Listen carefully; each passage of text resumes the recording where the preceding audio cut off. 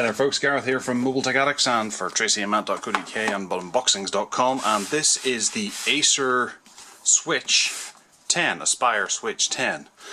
We had a look at this in New York recently. This is a tablet with a snap-on keyboard that effectively creates a sort of laptop environment.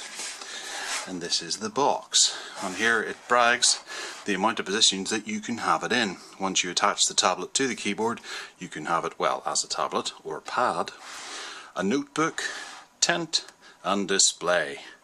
Every company seems to be using all these kind of configurations for their Windows 8 machines at the moment, so this is no different. However, it is a little different in that it's got a pretty cracking little mechanism that attaches it. So here we go, made in China, Acer, beyond the limits, nothing on that side.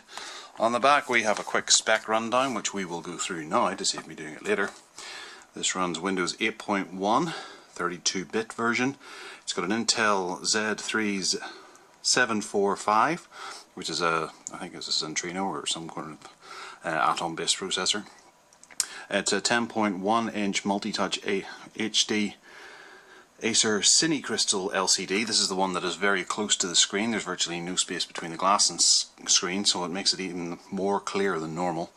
It's got 2 GB of internal memory. Storage is 32 GB, wireless, webcam, 2-cell lithium polymer battery, and comes with Office Home and Student 2013, which is a nice addition. Okay, so we're going to open it up and see what this is inside. Well, we got some instructions, important information.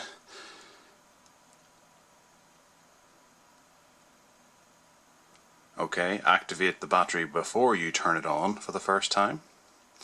Right, so we'll plug it in before we actually press the power button. Okay, so this is the setup guide. Very typical. And this is the tablet part, which we will come back to. What else do we have in here? We've got a side pocket here that has fairly simple little adapter. Obviously takes a number of different connectors.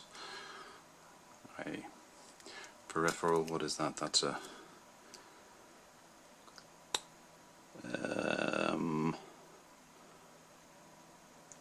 some voltage, ampere. Sorry, we're not in focus there. I do apologise. And we get European and British. Lovely. Under here, there is more. We have the keyboard unit. Again, we will come back to. Is there anything else in here of note? It's just the license, okay. We'll do some blurring of that. That's the license.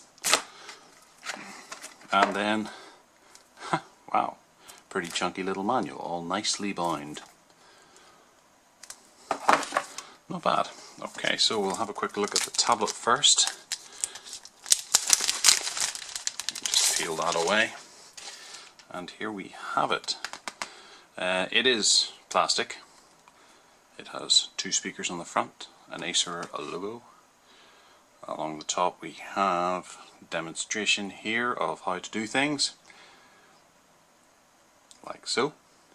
0 air gap, that's what they called it, and it says Intel inside on the side there. We have the volume rocker and power button, which I shouldn't push, and that's the power adapter up there. Along here we have these holes are for the dock.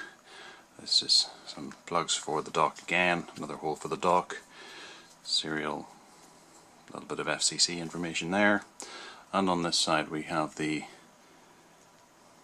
I think that's a headphone socket there, HDMI, USB, micro SD card, there's a hole there, and then a microphone, so that might be a reset button or some such. Oh, right, it's turned on, nice.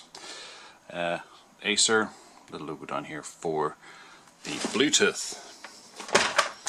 Okay, we'll set that over here and we'll have a look at this nicely wrapped in some kind of muslin. This is the keyboard. Oh, sorry, this is a full chiclet style keyboard. decent space. What you'd expect from a portable keyboard, to be honest. Mouse pad here, clickable button, feels fairly good quality. The nice thing about this is the way that it goes, snap. It all just snaps together, creates a good strong bond there between the magnet and the two plastic clips that are on the back here. And if you pull it hard enough, it'll come up. So these are the clips, three bits, and then obviously it has this bracket hinge here that makes it all kind of fit together nice. There's a USB on the keyboard. Around this side there is nothing. On the back there is very little, and then Windows 8 emblem, and on the front it's just curved to allow for reading angles. Hello! So this is the screen. We'll just do a bit of adjustment here so we get that in and get the skylight out. Try not to get the studio lights in. Okay, so after moving it a smidgen just to get it plugged in, we're going to hit next. Obviously it plugs in over here. We got some licensing terms.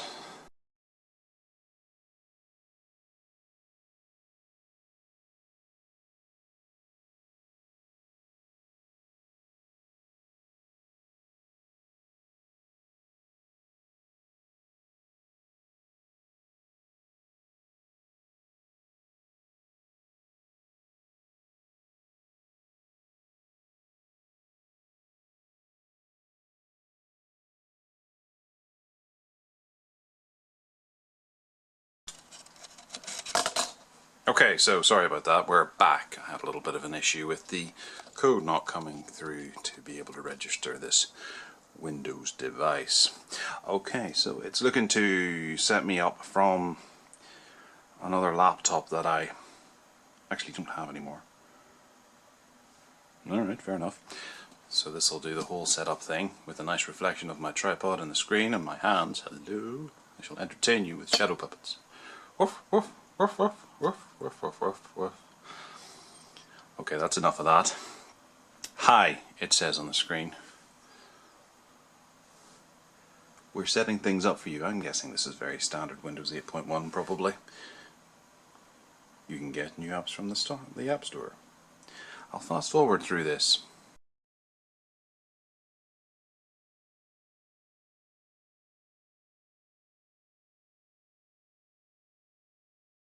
In, and it appears to have a load of guff on it already. Oh dear. Okay, so we're just going to start with, I don't know whether to use my finger or the mouse because the icons are so small. Obviously this is a 10-inch screen, a fully touch screen. Does look quite small, especially whenever you've got this huge black bezel around the outside. I hadn't quite noticed that in the past. This sticker here is really making me notice it right now, and also how whilst the screen is brilliant in that it's so close to the actual, it's right there, it is noticeably not set back into the actual machine itself. It feels a crying shame that it is so small. Whenever you compare that to any other tablet on the market, the screen would at least come up about another centimetre up here. I suppose I'm not going to harp on about it all night. Okay, so this is Acer's cloud service. This is one of the things they announced as well, that they would be running their own cloud service to keep your bits and pieces all backed up. Essentially it's another Dropbox, Google Drive, SkyDrive, no, we have OneDrive, any of those sorts of things, and you can set it up as you wish. So what else do we have here? We're not going to get bogged down in the Acer stuff just right now. Oh, that is the cloud service again. Okay. Love Film is installed on there. Spotify as well, I recognise that one. And this here.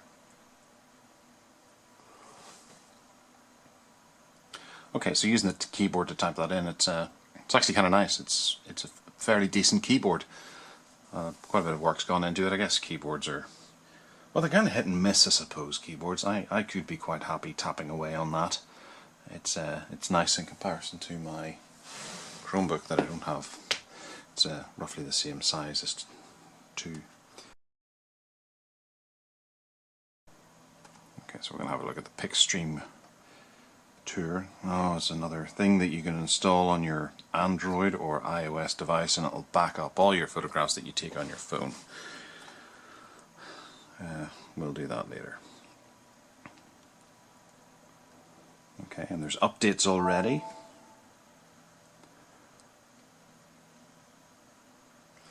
So given that you're greeted with this straight away, really means that Acer's pushing this, and they're determined to make a success of it. And with Acer behind it, I'm actually kind of hopeful that it might do quite well and not just one of those schemes that is a bit half-assed. I think Acer look like they've put a decent amount of work, at least into the interface here. It's designed quite nicely. It doesn't feel like it was thrown together just to package on the machine before it was shipped. While that's doing that, we'll try a bit of multitasking because it's doing something in the background. That's one of the best opportunities to start flicking through things. There's a lot of stuff on here. There's, I suppose there are all Windows apps on there. There's Acer apps. Have a look at the Acer Explorer. I know the HP Explorer didn't have too much to rant about. Acer one might be a little different. I'm looking forward to benchmarking this machine. I think I'm going to suspend the luxury of using it as an actual productivity machine and just go to GOG or Steam and have a look and see just what this thing can do. It'd be nice to be able to put some retro games or something onto it and have it work. I'm going to try Evernote here.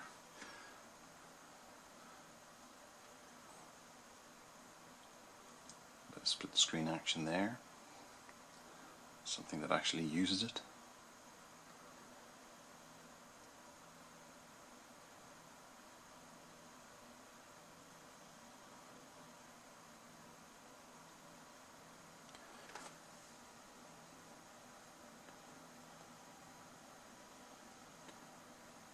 This app is already installed on the PC. Okay, that's handy.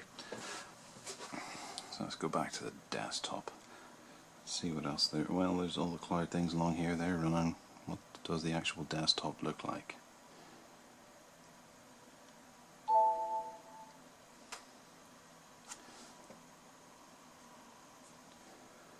Okay, so we have some things there. We've got booking.com, Acer Buy Online, eBay, and help and support. So there's no shortage of bloaty things put in here, but thankfully these look like they're only links to websites, which is a lot nicer than actually having ridiculous applications installed. Oh yes, here comes Love Film. Oh no, that's alright, it's a link. Excellent. Okay, well, we're going to wrap it up there. We could go on all day going through these things. That's the Acer Aspire. We'll be doing a full review of it in the future. I'm not too sure if I'm pleased about this sticking out of the side of the screen all the time, but we'll put that sort of thing in the review as it comes. And remember to check the website for further unboxings and further updates on how things are going with this machine in particular. And we'll catch you next time. So it's tracyandmatt.co.uk and Mobile Tech Addicts. You can catch the show every week. Okay, take care now.